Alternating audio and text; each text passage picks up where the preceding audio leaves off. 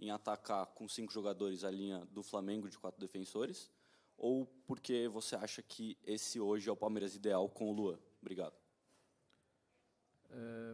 Já vi que o teu companheiro aí ficou chateado com a pergunta. Eu respondi à sua pergunta, ou não?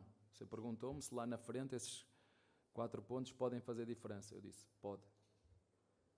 E claro, a sua pergunta, fizemos uma alteração, tiramos o Lázaro e metemos o Luan. Muitas vezes nós achamos que a construção do jogo começa na frente, mas ela começa primeiro atrás para chegar à frente. E vocês sabem, eu mudo com muita facilidade. Gosto muito, como já vos disse, da saída a 3. E acho que a grande diferença, na minha opinião, foi jogarmos aqui em casa, com a nossa torcida, com o nosso ambiente, com a emoção vinda de fora. Por exemplo, o Internacional teve muito mais posse de bola que teve, por exemplo, o Flamengo aqui. Já vos disse, é uma vantagem muito grande jogar aqui no Allianz Parque, mesmo faltando 10 ou 15 mil, porque o palco tem que estar completo, como vocês viram. Mas sim, vocês também sabem que o Loa fez um excelente Paulistão. E como disse ao teu colega há pouco, muitas vezes nós achamos que meter mais um centroavante ou mais um ponta, que a equipa fica mais consistente, e não é isso que a gente vê. Há outras maneiras de defender. Vocês viram como é que o Real Madrid passou à fase seguinte, não é? São jogos muito equilibrados, jogos entre equipas grandes, e foi aquilo que eu senti hoje. Sim, queríamos muito vencer. Acho que até poderíamos ter vencido, até fizemos um golo inclusive, mas não posso negar que do outro lado está uma equipa super competente, com muitos recursos, e que nos criou dificuldades também depois das substituições, mas eu acho que a nossa equipa se portou bem. Abel, boa noite. Thiago Henrique, Dimensão Esportiva. Abel, após o Flaco sair, o Palmeiras continua insistindo em cruzamentos na bola na área. Foram 10 cruzamentos nos últimos 30 minutos. O que explica a insistência do cruzamento, mesmo sem o 9 de referência? Muito obrigado. Muito fácil. O nosso adversário fecha bem o jogo por dentro, joga com 3 médios por dentro, ainda meteu um quarto médio, que é aquele jogador que custou quanto? Não, aquele jogador que custou, sim, vocês devem pensar que eu não sei o nome dele. Custou quanto é que ele custou? Eu acho que na última coletiva eu fiz um comentário, mas ninguém percebeu aquilo que eu disse. Às pessoas que fizeram questão de me responder essa pergunta,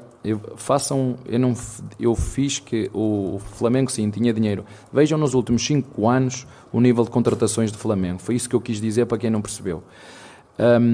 E portanto meteu mais um médio, ok? 4. Portanto, nós não queremos bater no muro. E quando não dá para bater no muro, e quando o adversário se fecha por dentro, nós temos que ir por fora. Mas essa é uma bela pergunta. Eu lanço-te um desafio.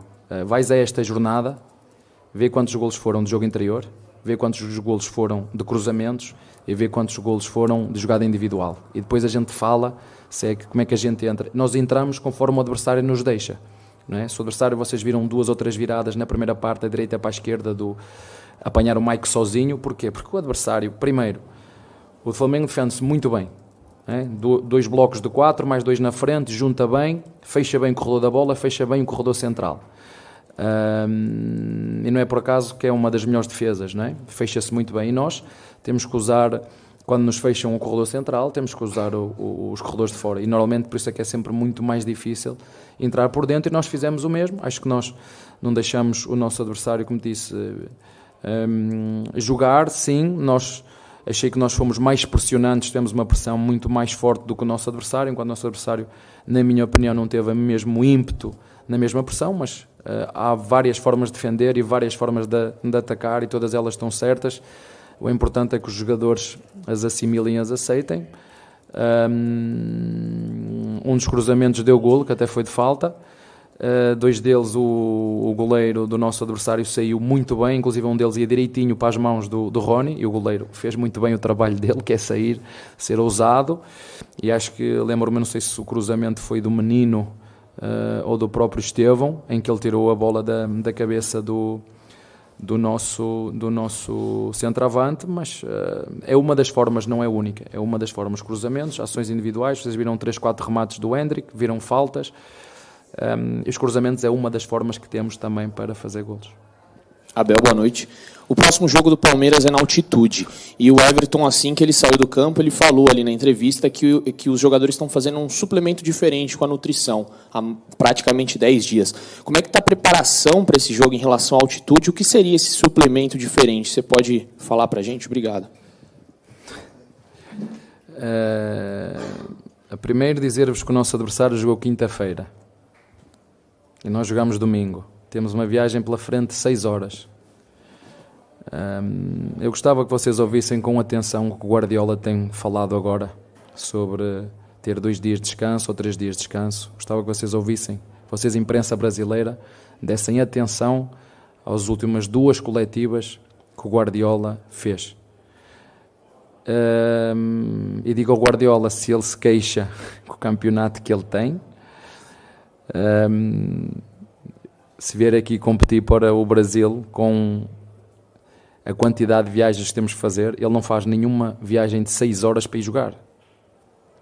Não faz nenhuma viagem de 6 horas para ir jogar Liga dos Campeões. Dificilmente fará. E nós aqui dentro fazemos de 3, 3 e meia, 6 horas agora. Portanto, é verdade, claro que ele próprio também o diz, que é fundamental a recuperação, o descanso, a nutrição, claro que sim, por isso temos 2 nutricionistas absolutamente extraordinárias, as 2, a Mirtz e a Elaine, e sem tempo para treinar, o que é que nós temos que fazer? Recuperar. Portanto, o Guardiola também disse que tempo eu tive para treinar este jogo. Eu faço a pergunta, que tempo eu tenho, com viagem por meio, para treinar, para ir jogarmos ao Independente Del Valle? Que tempo eu tenho quando jogamos no domingo? E o nosso adversário joga na quinta-feira, para se preparar para defrontar o Palmeiras daqui a 2 dias. Vocês acham que isso tem alguma vantagem para eles ou para nós? Eu acho que é do senso comum.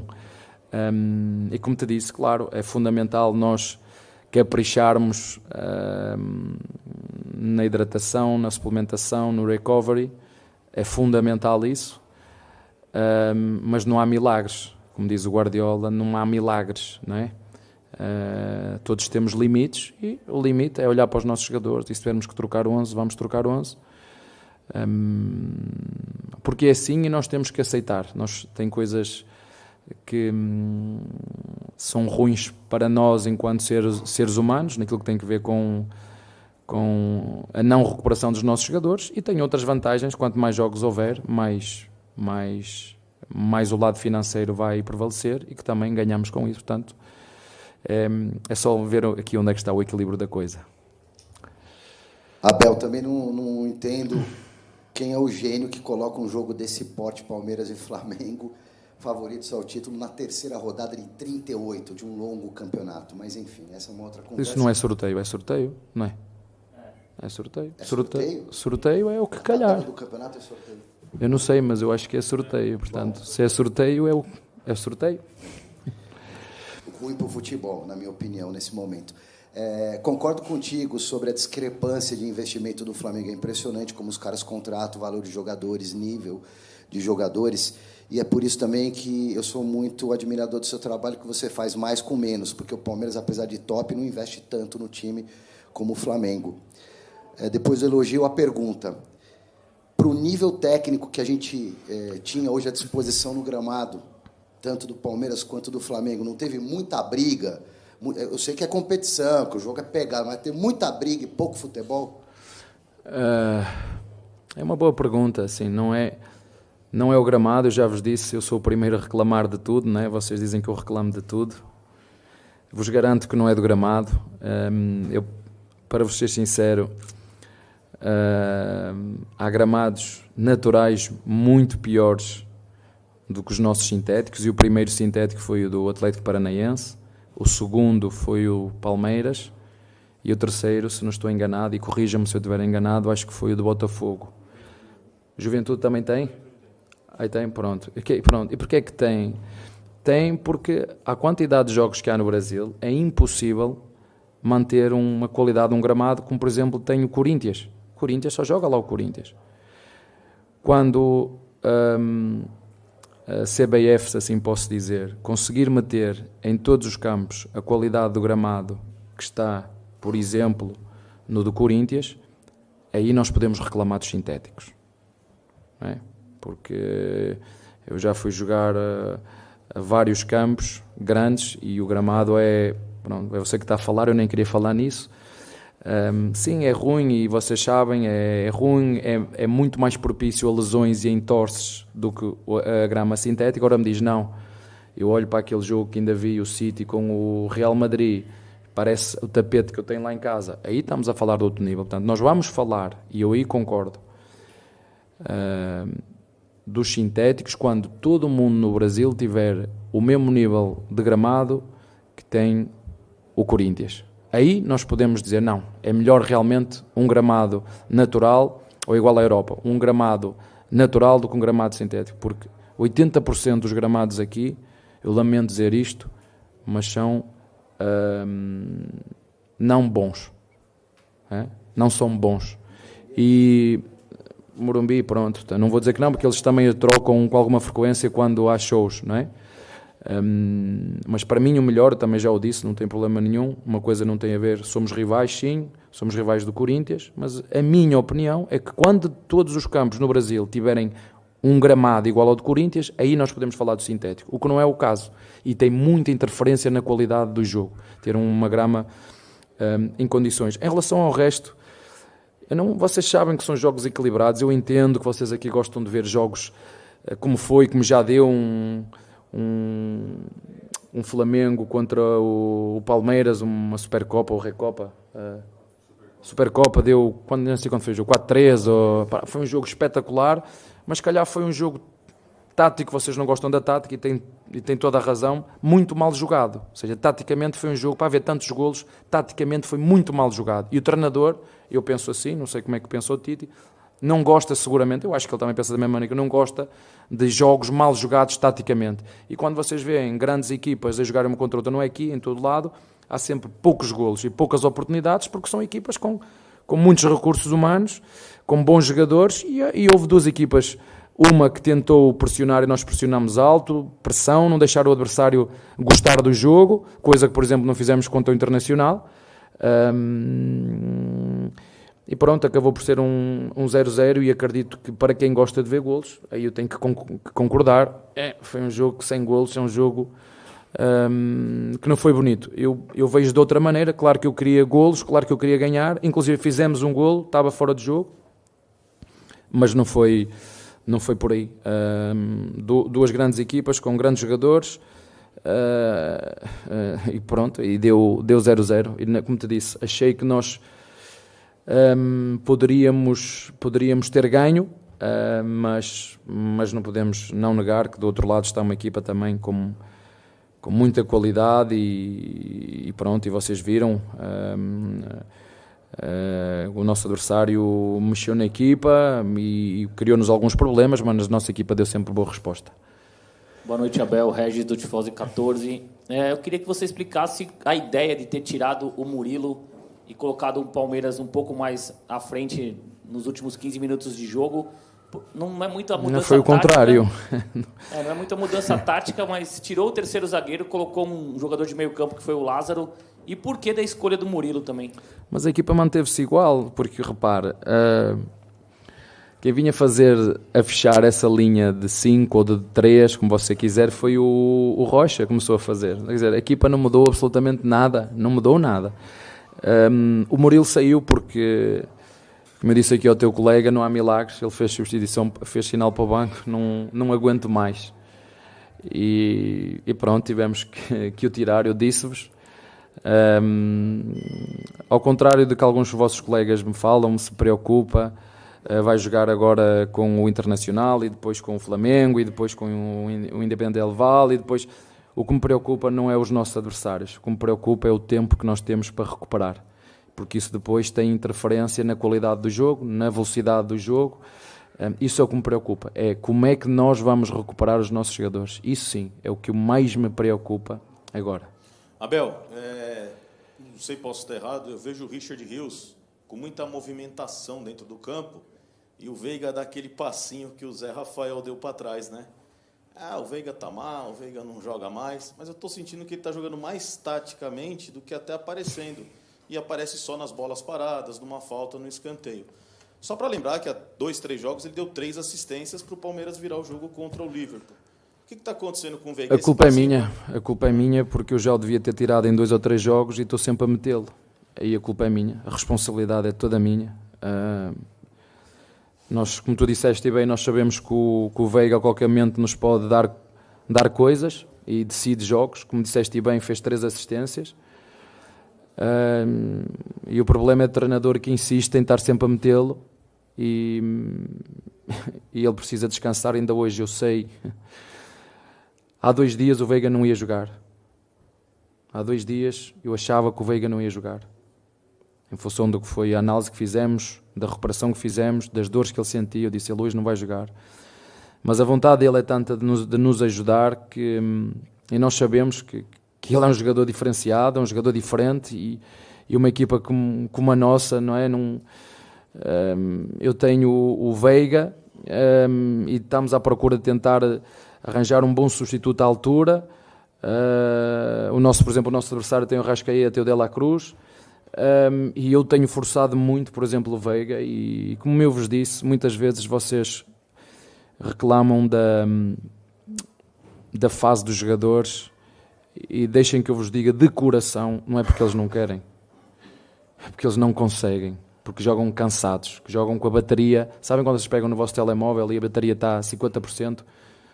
Muitas das vezes os nossos jogos aqui são feitos a 50%. E eles têm que ir lá para dentro de qualquer jeito.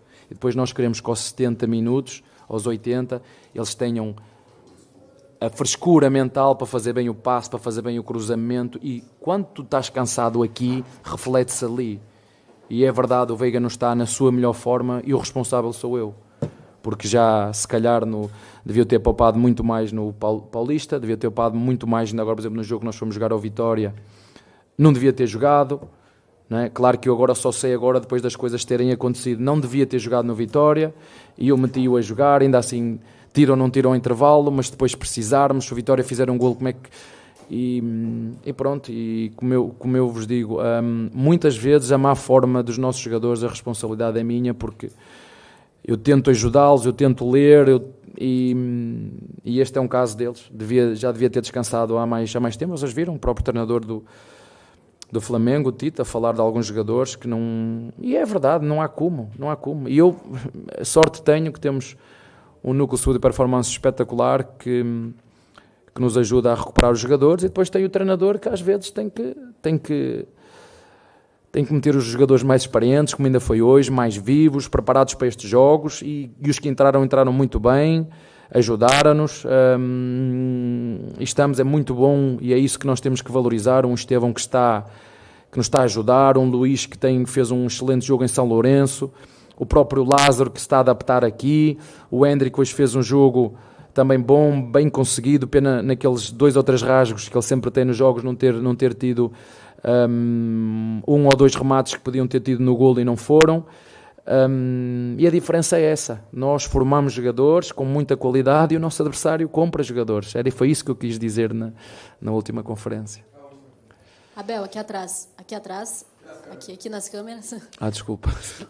Boa noite. Eu Olá. sei que você já falou sobre a questão do gramado sintético, mas eu não tenho como deixar passar uma discussão, entre aspas, que aconteceu ao longo da semana entre o presidente Rodolfo Landim, presidente do Flamengo, e a presidente Leila, a respeito daquela fala do Rodolfo Landim ao longo da semana de que o Flamengo tinha desvantagem em jogar aqui na grama sintética e que o Palmeiras escolheria jogar aqui. A Leila, na sua posição de presidente, rebateu ao presidente do Flamengo e disse que lembrou aí algumas vitórias do Palmeiras sobre o Flamengo fora do sintético e disse que não entendeu de uma boa forma a fala do presidente do Flamengo. Mas hoje, mais uma vez, um empate, o Palmeiras não conseguiu vencer aqui dentro. Já há alguns anos o Palmeiras não consegue, como mandante no Brasileiro, vencer o Flamengo. Qual está sendo a dificuldade, o quanto o gramado tem a ver com esse enredo aí de vitórias, de falta de vitórias do Palmeiras aqui dentro contra o Flamengo, e essa fala que repercutiu ao longo da semana? Obrigada. Eu vou deixar vocês fazer mais uma pergunta, mas gostei da sua pergunta. Foi mesmo para me encostar aqui à parede.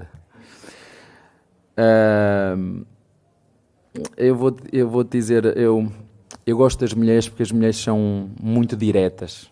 Nós homens somos um bocadinho, vai para a direita, se calhar depois vai para a esquerda e depois vai para trás.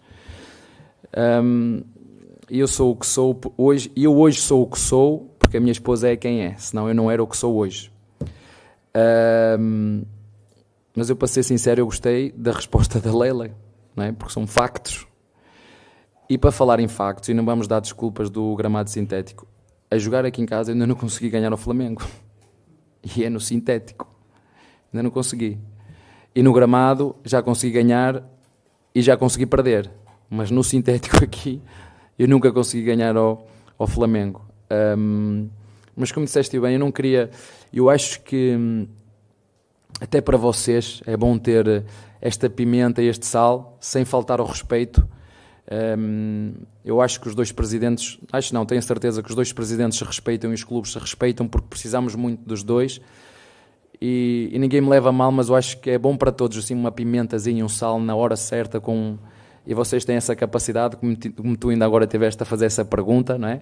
Deitar o sal e a pimenta certa para a comida ficar no ponto. Eu acho que faz bem nada de faltar ao respeito, mas assim, não sei como é que vocês, uma expressão assim, uma bem metida, foi muito bem metida, foi um cruzamento com conta, peso e medida e os nossos centroavantes fizeram um golo aí nesse comentário da nossa Presidente, que eu particularmente, são factos.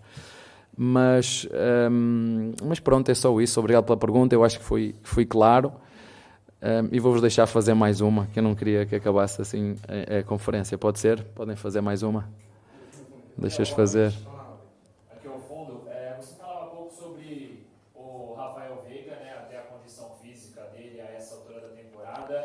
Antes ainda da contratação do Rômulo, foi citado por você numa entrevista coletiva que o John seria essa segunda opção, né? O primeiro reserva do Veiga atuando nessa função dentro de campo. O John, alguns jogos já não aparece entre os relacionados.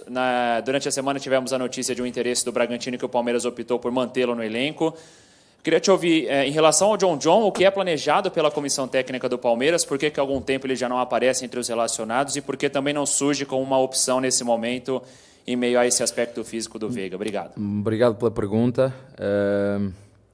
O John é um jogador tipo Flaco Lopes, se vocês quiserem, para vos tentar explicar o mais que eu conseguir. Eu disse ao teu colega que há uma diferença muito grande entre um elenco e outro. Nós temos que formar os nossos jogadores e formar os jogadores muitas vezes é tirá-lo da competição e metê-lo a desenvolver. Claro que ele depois vai ter que jogar outra vez e ele vai jogar e nós não o deixamos sair porque eu sei que alguns dos nossos torcedores, e agora saiu o Breno, e o Breno foi um jogador que nos ajudou muito, mas ele disse próprio que não aguentava mais estar aqui, que foi um ciclo ótimo, que está muito agradecido, mas toda a gente precisa de sentir o carinho, e ele era um jogador que não... Nova Chevrolet Silverado. A grandeza está em você. De torcedores, que eu nem sei se são torcedores, mas pronto, uma minoria, e o jogador depois não se sente feliz e quer mudar de ares. Mas como nós acreditamos no Jonathan e percebemos que ainda é um moleque jovem e nós não queríamos deixá-lo sair sem tentar tudo, como por exemplo aconteceu aqui com o Arthur, que estava no Palmeiras e que depois foi emprestado e que depois o Red Bull Bragantino pagou 5 ou 6 milhões de euros por ele e depois nós tivemos que lá ir recomprá-lo por 8, não é? E depois vendê-lo por 15, e essa é outra das diferenças entre um clube e outro. Nós, quando temos boas peças do nosso porco, temos que os vender, não é? Não há outra forma, não é? Eu bem queria que a Presidente não vendesse o Hendrick, mas não tem como, não é? Vêm os tubarões lá da Europa com os euros, não é? Está 1 para quase 6, como é que nós não vamos vender? É quase impossível, não é? Não tem que vender. E nós acreditamos muito no Jonathan, e obrigado por teres falado nisso. Inclusive nós não o deixamos ir, mas reconhecemos-lo, porque sabíamos quanto o Bragantino o queria, não só o que ia pagar por ele, mas quanto lhe ia dar também de salário, e nós também lhe reconhecemos isso, e o resto é o caminho normal que os jogadores jovens têm que fazer. Eu entendo que os nossos jovens agora estejam um bocadinho ansiosos porque querem todos ser o Hendrick, né? E as coisas, eu estou sempre a falar no tempo de Deus, o tempo de Deus não é igual para todos, né? E o Hendrick foi agora, o Estevão se calhar está a ser agora, o Luís vai ser, mas nós temos que os ajudar como foi com o Flaco Lopes. Nós vamos ter essa paciência porque o Palmeiras tem essa paciência. Essa é uma das diferenças de nós para com, por exemplo, o nosso rival de hoje. Temos que ter paciência. E o que nós estamos a ter com o Jonathan é exatamente isso. Se tu fores ver, no Paulistão, ele foi um dos jogadores mais utilizados. Tenho quase a certeza que deve estar nos 10 ou 11 mais utilizados do Paulistão. Que nós queríamos vê-lo, fazer crescer, perceber onde é que ele tem que ser melhor e ajudá-lo. E agora sim, fomos buscar o Rómulo, e o Rómulo é o outro que vai ter que... Eu tenho-lhe dado agora uma buchazinha, ter vindo connosco, jogou agora contra o Internacional quando eu tive que tirar o Veiga, mas é um jogador que ainda vai ter que se adaptar à nossa camisa, à nossa forma de jogar, à intensidade de treino, ao nosso pré-treino, ao nosso pós-treino, com todo o respeito para o Novo Horizontino. As realidades são completamente diferentes. Agora acreditamos nele, como fizemos com o Rios, mas não tenho expectativas de amanhã ele vai chegar aqui e vai resolver todos os... Não, é um jogador que é jovem, que fez um Paulistão absolutamente extraordinário. Eu tenho esse compromisso para com a competição, Paulistão, embora eu gostaria que reduzissem o número de jogos, mas não estou a dizer que gostaria que acabasse, é impossível acabar esta competição. E uma forma que o Palmeiras tem e que eu tenho de valorizar essa competição é estar sempre a dizer, todos os anos nós vamos buscar um jogador, e maldita a hora que eu disse isso, porque quando jogam contra nós, eles dão a vida para esperar saber se o Palmeiras me vem buscar aqui a mim. E foi aquilo que eu senti. Mas obrigado pela pergunta. O John é um jogador que nós contamos, queremos. Está no forno. Está no forno, está bem? Vai lá, um abraço.